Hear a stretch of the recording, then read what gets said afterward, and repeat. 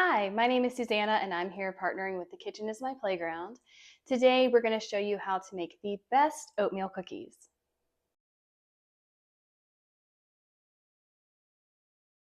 Now there are a couple of things that go into making the best oatmeal cookies, and Tracy has experimented with a lot of recipes to get this perfect one here. So first, you want to have the correct thickness of cookies. I know Tracy said this in her blog post, and I feel the same way. I don't want a really crispy, pancake thin oatmeal cookie. I want it to have some thickness to it. And then you also want to consider the texture of the cookie, and having a good flour to oats ratio really helps with that. And this particular recipe today, having the oats be double the amount of flour, we have found to be the best texture. Tracy also wanted to make sure that these oatmeal cookies were soft and chewy throughout most of the cookie. Maybe a tiny bit of crispiness around the edges, but overall a very soft, chewy oatmeal cookie. And again, I agree on that point. I think those soft, chewier oatmeal cookies are the best. And then lastly, flavor, especially depth of flavor. We don't just want to have an oatmeal flavor or even a little bit of sweetness, but adding in different things like brown sugar in addition to your granulated sugar, and some vanilla, which is normally left out of oatmeal cookie recipes. Those two ingredients alone really help to contribute to better flavor here. So Tracy has really worked to make this truly the best oatmeal cookie recipe, and we are going to go ahead and get started on making it now. So the first thing I'm going to do is start with some butter that I have just set out to soften for a bit. So once you've got the butter in the bowl, just go ahead and take a hand mixer, and you want to beat the butter until it is creamy and a little bit fluffy. It usually takes about a minute. So our butter is ready to go. Next, we are going to add in sugar. We have both granulated sugar and brown sugar here. Again, that's going to help to really bring out a better flavor in our cookies. So you just add in both the brown and the granulated sugar and beat those as well with the butter until they are nice and fluffy. So I have combined the sugars and butter. They are all creamed together. And now we're going to add the eggs and vanilla.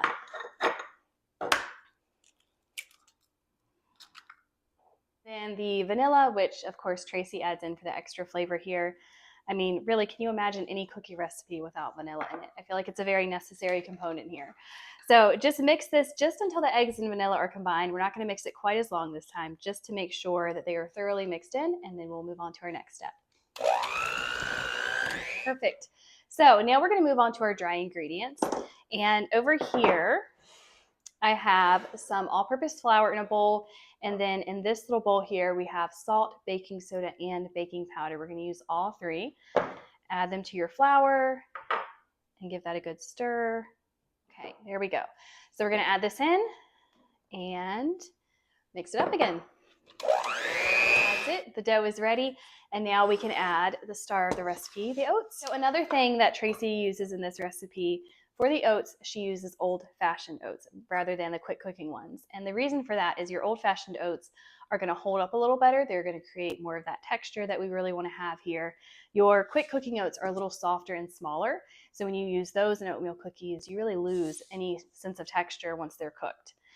So we're just going to add these in. And again, we're going for that ratio of 1 to 2. So 1 part flour to 2 parts oats.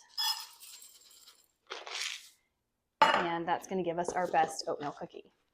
So you're going to hand mix this now. Once those oats are in there, it takes a little more oomph to mix it, so we aren't using the mixer here. Okay, and there we go. We've got our oats combined into the rest of the dough mixture. I'm going to grab a sheet pan and we can start shaping these. You want to make sure you make these cookies a little bigger. Again, if we want to have those thick, chewy cookies, we need to have a lot of dough to work with.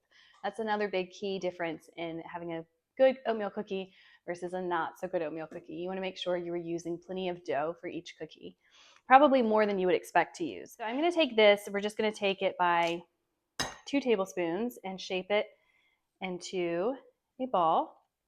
And then once it's here on our cookie sheet, so we've shaped it, we've placed it here on the cookie sheet, you want to take the palm of your hand and just flatten it slightly, just like that.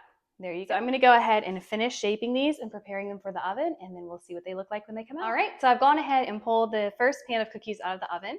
I did end up having to cook them for slightly less time than the recipe indicates. And that's something I want to mention, always feel free to do that. Every oven is slightly different. And so just because a recipe might have a set time on it, You can always lower that or raise it depending on how your own oven does. So with my oven, I've noticed it cooks a little bit quicker than most recipes say. So especially for a recipe like this where we really don't want to overbake our cookies, we want them to stay chewy in the middle, it's important to just monitor that closely. So I went ahead and pulled mine out when they were still a little soft and moist looking in the middle. And now they've set here for 2 minutes. And after they've set, it does, it's not going to look like they're undercooked. That middle kind of firms up a little bit, just enough that it's not going to fall apart when you go to eat it, but it stays really chewy in the middle. So before I move them to the cooling rack, I think I'm actually going to go ahead and try one. And that is so good. It's a little golden brown on the bottom, perfectly cooked. I can feel the crispiness here around the edges, but that middle is very soft, very chewy feeling. So I'm going to go ahead and give this one a try.